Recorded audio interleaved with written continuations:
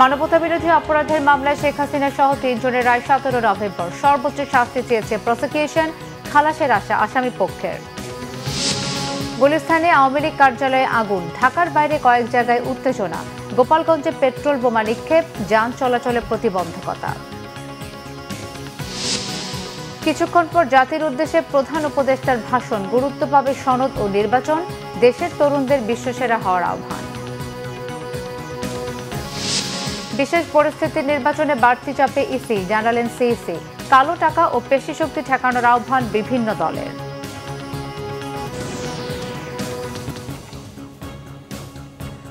দেখছিলেন crown cement সংবাদ শিরোনাম, এবারে বিস্তারিত। শেখ হাসিনা সহ 3 জনের বিরুদ্ধে করা জুলাই আগস্টের মানবতাবিরোধী অপরাধের মামলার রায় দেয়া হবে 17 নভেম্বর। আন্তর্জাতিক অপরাধ ট্রাইব্যুনাল 1-এ রায়ের তারিখ ঠিক করা হয়েছে। 5 মাসের আইনি প্রক্রিয়া শেষে শেখ হাসিনার সর্বোচ্চ শাস্তি ও ন্যায় বিচার প্রত্যাশা করছে প্রসিকিউশন। আসামি পক্ষের আইনজীবীর প্রত্যাশা, খালাস দেয়া হবে শেখ হাসিনাকে। নাবিল জাহাঙ্গীরের রিপোর্টে বিস্তারিত। জুলাই আগস্টের মানবতাবিরোধী অপরাধের অভিযোগে সাবেক প্রধানমন্ত্রী শেখ হাসিনা, সাবেক স্বরাষ্ট্রমন্ত্রী আসাদুজ্জামান খান কামাল ও সাবেক আইজিপি আব্দুল্লাহ আল মামুনের বিরুদ্ধে করা মামলার রায়ের তারিখ ঘোষণা কেন্দ্র করে বৃহস্পতিবার সকাল থেকেই আন্তর্জাতিক অপরাধ ট্রাইব্যুনাল এবং সুপ্রিম কোর্ট এলাকায় ছিল কঠোর নিরাপত্তা। সকাল 9টা 5 মিনিটে প্রিজন ভ্যানে করে কারাগার থেকে ট্রাইব্যুনালে আনা হয় মামলার রাজসাক্ষী সাবেক আইজিপি চৌধুরী আব্দুল্লাহ আল মামুনকে। দুপুর 12টায় ট্রাইব্যুনালের কার্যক্রম শুরু হয়। প্রসিকিউশনের আবেদনে সোমবার রায়ের দিন ঠিক করে আদেশ দেয় বিচারপতি গোলাম মর্তুজা মজুমদারের নেতৃত্বাধীন আন্তর্জাতিক অপরাধ ট্রাইব্যুনাল 1। আসামিদের সর্বোচ্চ শাস্তি প্রত্যাশা করে চিফ প্রসিকিউটর তাজুল ইসলাম বলেন, বিশৃঙ্খলা করে ন্যায় বিচার বাধাগ্রস্ত করা যাবে না। আমরা অঙ্গীকার করেছিলাম যে যারাই বাংলাদেশে যত শক্তিশালী হোক না কেন, যদি কেউ অপরাধ করে, মানবতাবিরোধী অপরাধ করে, তাদেরকে সঠিক পন্থায় বিচারের মুখোমুখি করা হবে এবং তাদের আইন অনুযায়ী যে প্রাপ্য সেটা তাদেরকে বুঝিয়ে দেওয়া হবে। সেই প্রক্রিয়ায় আমরা একটা দীর্ঘ যাত্রা শেষ করেছি। আমরা এখন চূড়ান্ত পর্বে উপনীত হয়েছি। আশা করছি ইনশাআল্লাহ 17 নভেম্বর আদালত তার সুবিবেচনা, তার প্রজ্ঞা প্রয়োগ করবেন এবং এই জাতির যে বিচারের জন্য আকাঙ্ক্ষা, যে তৃষ্ণা, সেটার প্রতি তারা সুবিচার করবেন এবং একটি সঠিক রায়ের মাধ্যমে বাংলাদেশে সংগঠিত মানবতা বিরোধী অপরাধের একটা ইতি ঘটাবেন এবং ভবিষ্যতের জন্য এই রায়টি ইনশাআল্লাহ দৃষ্টান্ত হয়ে থাকবে তেমন একটি রায় আমরা প্রত্যাশা করছি। আমরা সর্বোচ্চ শাস্তি আদালতের কাছে প্রেয়ার করেছি। আদালত তার সুবিবেচনা প্রয়োগ করবেন এবং আমাদের পক্ষ থেকে প্রেয়ার হচ্ছে যে এই অপরাধের দায়ে আসামিদের জন্য সর্বোচ্চ সাজা দেওয়া হয়। সরাসরি যদি কেউ বিচার প্রক্রিয়াকে বানচালের জন্য কোনো হুমকি দেন, কোনো কার্যক্রম করেন, ডেফিনেটলি সেটা আদালতের প্রতি, আদালতের প্রসেস, আদালতের প্রক্রিয়াকে বাধাগ্রস্ত করার শামিল হবে। তো বাইরে তারপরেও সব কিছুর ব্যাপারে আমরা আমাদের নাক গলাতে চাই না। আমরা আমাদের বিচার প্রক্রিয়ার মধ্য দিয়ে, আইনের প্রক্রিয়ার মধ্য দিয়ে চলতে চাই। দেশে সরকার আছে, রাষ্ট্র আছে, জনগণ আছেন, তারা সব কিছু ভালো বোঝেন এবং যারা উস্কানি দেবেন, যারা সন্ত্রাস করার চেষ্টা করবেন, সেই ব্যাপারে আইন অনুযায়ী রাষ্ট্রের পক্ষ থেকে পদক্ষেপ গ্রহণ করা হচ্ছে, ভবিষ্যতেও হবে। শেখ হাসিনা ও আসাদুজ্জামান খান কামালের পক্ষে রাষ্ট্রনিযুক্ত আইনজীবী খালাস প্রত্যাশা করে জানান, মামলার প্রক্রিয়ায় তাকে সব ধরনের সহযোগিতা করা হয়েছে। আমার প্রত্যাশা আমার ক্লায়েন্টরা খালাস পাবে, এটা আমি বিশ্বাস করি। আমার প্রত্যাশা এটা।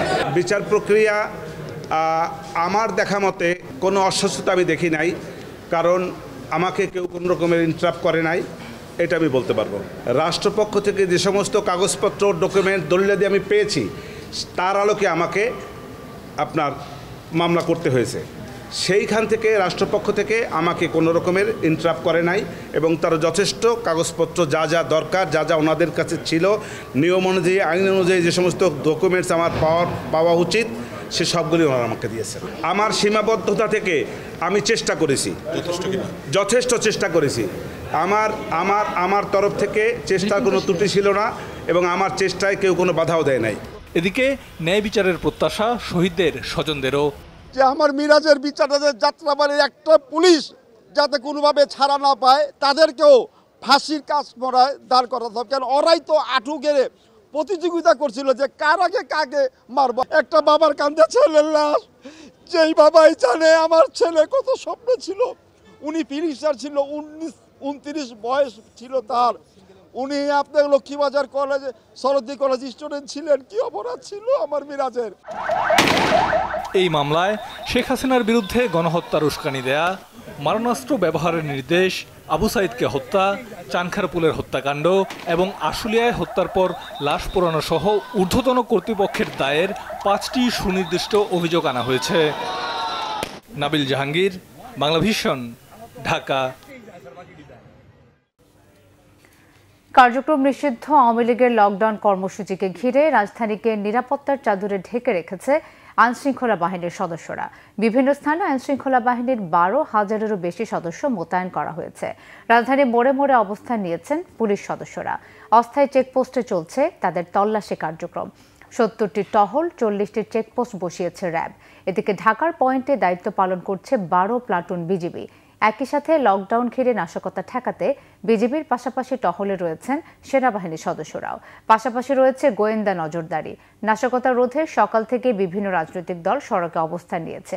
যে কোনো মূল্যে অরাজকতা ঠেকাতে আইনশৃঙ্খলা বাহিনীতে সহায়তার প্রস্তুত রয়েছে তারা। বেলা 1টার দিকে গুলিস্তানে কার্যক্রম নিষিদ্ধ আওয়ামী লীগের কার্যালয় ও এর সামনে আগুন দেওয়ার ঘটনা ঘটেছে। দর্শক, গুলিস্তানে কার্যক্রম নিষিদ্ধ আওয়ামী লীগের কার্যালয়ের সামনে আছেন আমাদের বিশেষ প্রতিনিধি জিয়া খান। সরাসরি যুক্ত হচ্ছে তার সঙ্গে। জিয়া, গুলিস্তানের সবশেষ পরিস্থিতি কি, আর রাজধানীর সার্বিক চিত্র আমাদের জানাবেন। ধন্যবাদ মিথিলা। আপনি যেমনটা বলছিলেন যে আজ প্রায় 1:15টার দিকে কার্যক্রম নিষিদ্ধ আওয়ামী লীগ তাদের যে কার্যালয় গুলিস্তানে, সেই জায়গায় তাদের ভবনটির 5তলা বেলকনিতে অগ্নিকাণ্ডের যে ঘটনা সেটা ঘটেছে এবং সেখানে দেখা যায় যে তাদের বেলকনিতে সেখানে খড় কুটো সহ আরো বেশ কিছু জিনিসপত্রের মধ্যে আগুন দেওয়া হয়েছে এবং পাশাপাশি সেখানে যে বেশ কিছু মুরাল ছিল সেই মুরালগুলিও ভাঙচুরের ঘটনা ঘটেছে। এবং এইখানে এই ঘটনাকে কেন্দ্র করে এখানে বিক্ষিপ্ত যারা জনতা তারা এসে জড়ো হয়েছিল এবং তাদের যে দাবিটা ছিল যে ফ্যাসিস্ট যে আওয়ামী লীগ তারা আজকে যে লকডাউন কর্মসূচি ঘোষণা করেছে সেটাই ঘিরে কেন্দ্র করে তারা আবারও আসতে পারে। তো তাদের যে কার্যক্রম নিষিদ্ধ তাদের সেগুলো প্রতিহত করার জন্য কিন্তু বিক্ষুব্ধ জনতা তারা এসে এখানে অবস্থান নিয়েছিল এবং তারা তা প্রতিহত করার জন্য আইনশৃঙ্খলা বাহিনীর সঙ্গে মিলিত হয়ে সেসব প্রতিহত করে তারা রাজপথে অবস্থান করছে। এবং আপনার মাধ্যমে নিশ্চয়ই দর্শকরা দেখতে পাচ্ছেন যে এখানে কিন্তু এই কার্যক্রম নিষিদ্ধ আওয়ামী লীগের যে অফিস গুলিস্তানে, সেখানে নিচে বেশ কিছু লোকজন এখানে রয়েছে এবং এই ঘটনায় কেন্দ্র করে কিছু সাময়িক পরিস্থিতি কিছুটা উত্তেজনা দেখা দিলেও পরবর্তীতে পরিস্থিতি স্বাভাবিক রয়েছে। অর্থাৎ বড় কোনো ধরনের অপ্রীতিকর ঘটনা এই আজকের যে লকডাউনকে কেন্দ্র করে এখন পর্যন্ত ঘটেনি। এছাড়া রাজধানীর বিভিন্ন এলাকা যেমন মিরপুর কিংবা পল্টন সহ শাহবাগ বিভিন্ন এলাকায় আমি ঘুরেছি, সেসব জায়গাগুলোতে কিন্তু বড় কোনো ধরনের অপ্রীতিকর ঘটনা বা পরিস্থিতি এখন পর্যন্ত ঘটেনি। অর্থাৎ মানুষের যে স্বাভাবিক কার্যক্রম চলাফেরা সেটা স্বাভাবিক রয়েছে। যদিও সকালে কিছুটা গণপরিবহনের সংখ্যা কম ছিল, বেলা বাড়ার সঙ্গে সঙ্গে তা বেড়েছে এবং নগরবাসীর উপস্থিতি কিন্তু বেলা বাড়ার সঙ্গে সঙ্গে বেড়েছে। এছাড়া আইন শৃঙ্খলা বাহিনী তারা বিভিন্ন জায়গায় চেকপোস্ট বসিয়েছেন, তারা তল্লাশি কার্যক্রম চালিয়েছেন। পুলিশ সহ র্যাব, বাংলাদেশ সেনাবাহিনী, বিজিবি এবং অন্যান্য যারা আইন শৃঙ্খলা বাহিনী তারাও কিন্তু এই নিরাপত্তা অর্থাৎ সতর্ক অবস্থান থেকে মানুষকে আশ্বস্ত করেছেন নিরাপদে তাদের চলাফেরা করার জন্য। এছাড়া ডিএমপির পক্ষ থেকে আমাদেরকে জানানো হয়েছে যে মিরপুর থেকে ককটেল সহ তারা কয়েকজনকে গ্রেফতার করেছেন। এছাড়া আর বড় কোনো ধরনের খবর এখন পর্যন্ত আমরা পাইনি। তো এই ছিল আজকের রাজধানীর চিত্র। আর কোনো খবর বা তথ্য থাকলে আপনার মাধ্যমে আমরা দর্শকদের জানিয়ে দিব। মিথিলা। জি, আপনাকে ধন্যবাদ। এদিকে কার্যক্রম নিষিদ্ধ আওয়ামী লীগের লকডাউন কর্মসূচিকে ঘিরে দেশের বিভিন্ন জায়গায় অগ্নিসংযোগ ও পেট্রোল বোমা বিস্ফোরণের ঘটনা ঘটেছে। এছাড়াও লকডাউন ঠেকাতে বিভিন্ন জায়গায় নানা কর্মসূচি পালন করা হচ্ছে। গোপালগঞ্জে গণপূর্ত বিভাগ ও গ্রামীণ ব্যাংকের একটি শাখায় পেট্রোল বোমা নিক্ষেপের ঘটনা ঘটেছে। পুড়ে গেছে গণপূর্ত বিভাগের একটি পিকআপ ভ্যান। পুলিশ জানায়, বৃহস্পতিবার ভোর 4:30টার দিকে গণপূর্ত বিভাগের অফিস ভবনে এই বোমা নিক্ষেপ করা হয়। ভোরে ঢাকা চট্টগ্রাম মহাসড়কের আনারপুরা এলাকায় থেমে থাকা একটি মালবাহী ট্রাকে আগুন দিয়েছে দুর্বৃত্তরা। ব্রাহ্মণবাড়িয়ায় বুধবার গভীর রাতে তৎপরতা চালিয়েছে নিষিদ্ধ ঘোষিত সংগঠন ছাত্রলীগের নেতাকর্মীরা। এ সময় তারা রেল লাইনে, মহাসড়কের পাশে সহ বেশ কয়েকটি স্থানে আগুন জ্বালিয়ে বিক্ষোভ করে। এতে কিছু সময়ের জন্য ব্রাহ্মণবাড়িয়া রেলওয়ে স্টেশনে আটকা পড়ে চট্টগ্রামগামী তুর্না নিশিতা বিজয় এক্সপ্রেস। কঠোর নিরাপত্তার মধ্যেও রাতে খাগড়াছড়ির আলুটিলা ময়লাটিলা এলাকায় গাছ কেটে সড়ক বন্ধ করে দেয় দুর্বৃত্তরা। এদিকে ফেনীতে নাশকতার পরিকল্পনা সন্দেহে সকালে শহরের মহিপাল এলাকা থেকে 6 জনকে আটক করেছে পুলিশ। খুলনা নগরীর সোনাডাঙ্গা ও খালিশপুর থানা, বিএনপি ও অঙ্গ সংগঠনের নেতাকর্মীরা নগরীর প্রবেশদ্বার 0 পয়েন্ট, মোস্তরমোড় ও আঙরঘাটা বাইপাস সড়ক পর্যন্ত মোটরসাইকেলের মহড়া দিয়েছে।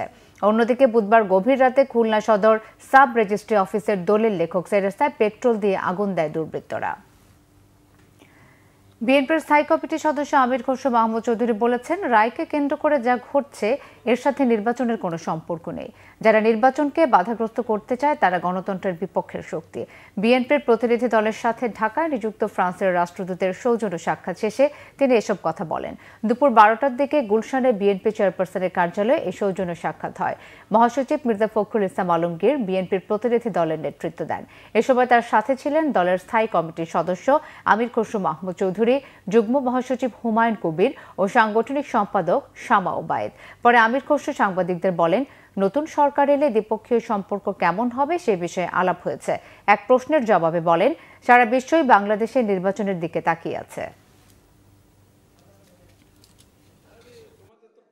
ডেমোক্রেটিক ট্রানজিশনে যে আমরা সিদ্ধান্তগুলো নিয়েছি এবং নির্বাচনের সময়সীমা যেটা বলা হয়েছে, এগুলোর সাথে কিন্তু বিভিন্ন ঘটনাবলীর সাথে কোনো সম্পর্ক নেই। নির্বাচনকে ঘোরাটা করার এই সমস্ত কর্মকাণ্ডের মাধ্যমে যে নির্বাচন ব্যবস্থা, নির্বাচনী কার্যক্রম ঘোলাটে হবে কেন, এটা তো আইন শৃঙ্খলা বাহিনীর কাজ, তার সেই দায়িত্ব পালন করবে এবং বাংলাদেশের মানুষ এইসবের বিরুদ্ধে। শেখ হাসিনার বিচার ঠেকাতে লকডাউনের নামে চোরাগোপ্তা হামলা ও বাসে আগুন দেওয়া হচ্ছে বলে অভিযোগ করেছেন বিএনপি সিনিয়র যুগ্ম মহাসচিব রুহুল কবির রিজভী। ফ্যাসিস্টদের প্রতিরোধের আহ্বান জানান তিনি। জাতীয় বিপ্লব ও সংহতি দিবস উপলক্ষে শহীদ রাষ্ট্রপতি জিয়াউর রহমানকে নিয়ে মাসব্যাপী ভিডিও কন্টেন্ট নির্মাণ প্রতিযোগিতা উৎসবের উদ্বোধন করে তিনি এসব কথা বলেন। যারা দেশের রাষ্ট্র ক্ষমতায় থাকা অবস্থায় জনগণের টাকা লুট করে, যারা এক একটা নিজের এলাকায় সাদ্দাদের বেহেশত তৈরি করেছে, তারা তো জনগণের প্রতি কোনো দরদ থাকবে না। এখন তারা ওই সময় লুটের যে আনন্দ, ভোগের যে আনন্দ, বিলাসের যে আনন্দ, এই ভোগ বিলাসের আনন্দের কথা শেখ হাসিনা ভুলতে পারছে না, আওয়ামী নেতারা ভুলতে পারছে না। এই কারণেই তারা অবৈধ সন্ত্রাসী পন্থা অবলম্বন করে একেবারে চোরাগুপ্ত ভাবে জনগণের উপর আক্রমণ করছে। তার নমুনা আজকে 2-3 দিন ধরে আমরা সেটি দেখছি। তরুণদের শুধু দেশের মধ্যে সেরা হলে হবে না, বিশ্ব সেরা হতে হবে বললেন প্রধান উপদেষ্টা ডক্টর মোহাম্মদ ইউনূস। এদিকে কিছুক্ষণের মধ্যে জাতির উদ্দেশ্যে ভাষণ দেবেন প্রধান উপদেষ্টা। সকালে তেজগাঁও প্রধান উপদেষ্টার কার্যালয়ে নতুন করির 25তম প্রতিযোগিতায় বিজয়ীদের মাঝে পুরস্কার বিতরণ অনুষ্ঠানে অন্তর্বর্তীকালীন সরকারের প্রধান একথা বলেন। অনুষ্ঠানে বিজয়ীদের হাতে পুরস্কার তুলে দেন ডক্টর ইউনূস।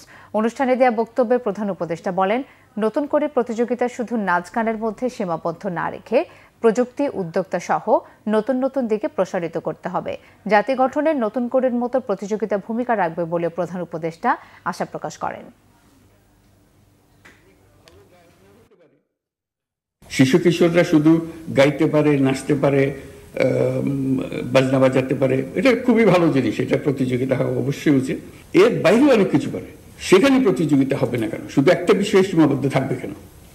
এখান থেকে বিভিন্ন রকমের প্রতিযোগিতার মাধ্যমে বিভিন্ন দিকে ছড়িয়ে পড়বে।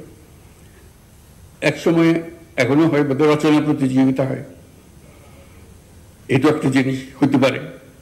আমি কেমন বাংলাদেশ দেখতে চাই, এটা রচনা প্রতিযোগিতা, বা অন্য কোনো বিষয়, যে কোনো বিষয় হতে পারে, উদ্ভট বিষয় হতে পারে, হবে।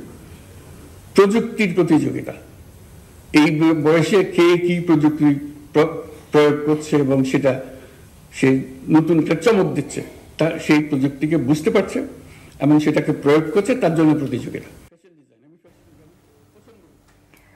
জাতীয় নির্বাচন আয়োজনে রাজনৈতিক দলগুলোর সহযোগিতা ছাড়া নির্বাচন প্রশ্নবিদ্ধ হবে বলে মনে করেন প্রধান নির্বাচন কমিশনার এএমএম নাসির উদ্দিন। বৃহস্পতিবার আগারগাঁও নির্বাচন ভবনে রাজনৈতিক দলগুলোর সঙ্গে সংলাপের প্রথম দিনে তিনি এমন মন্তব্য করেন। নির্বাচনের লেভেল ফিল্ড তৈরি, কালো টাকা ও পেশিশক্তির প্রভাব ঠেকানো এবং প্রার্থীর অংশগ্রহণের জামানত কমানোর বিষয়ে সুপারিশ করে কয়েকটি দল। বিস্তারিত মামুন আবদুল্লাহর রিপোর্টে।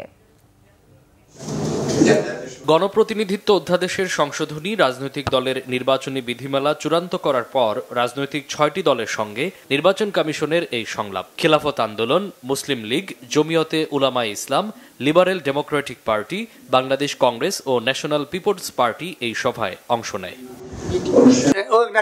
সংলাপের শুরুতেই নির্বাচন কমিশন সচিব দলগুলোকে তফসিল আগে পরে নির্বাচনী বিধি, দলগুলোর মধ্যে সম্প্রীতি ও অপপ্রচার রোধে করণীয় নিয়ে পরামর্শ চান।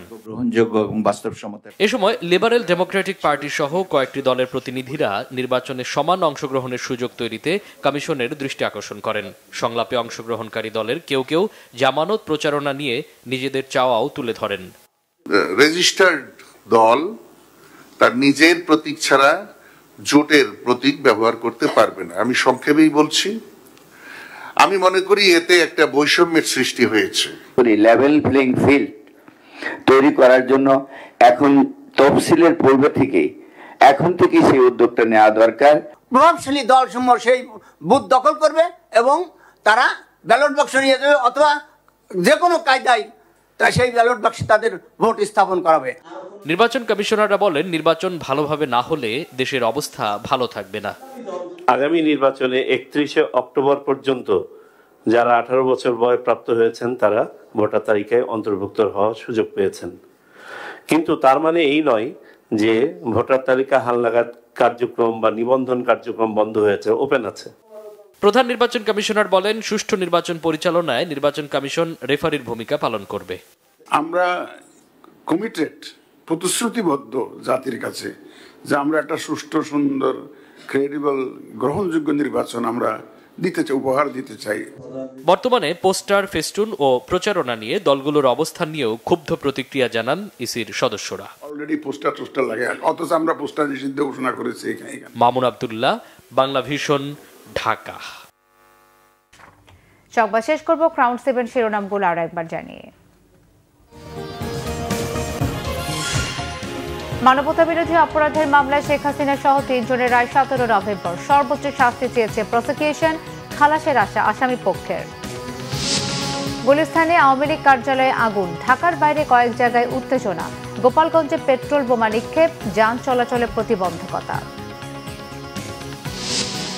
কিছুক্ষণ পর জাতির উদ্দেশ্যে প্রধান উপদেষ্টার ভাষণ, গুরুত্ব পাবে সনদ ও নির্বাচন, দেশের তরুণদের বিশ্বসেরা হওয়ার আহ্বান।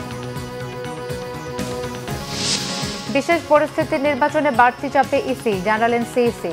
কালো টাকা ও পেশিশক্তি ঠেকানোর আহ্বান বিভিন্ন দলের।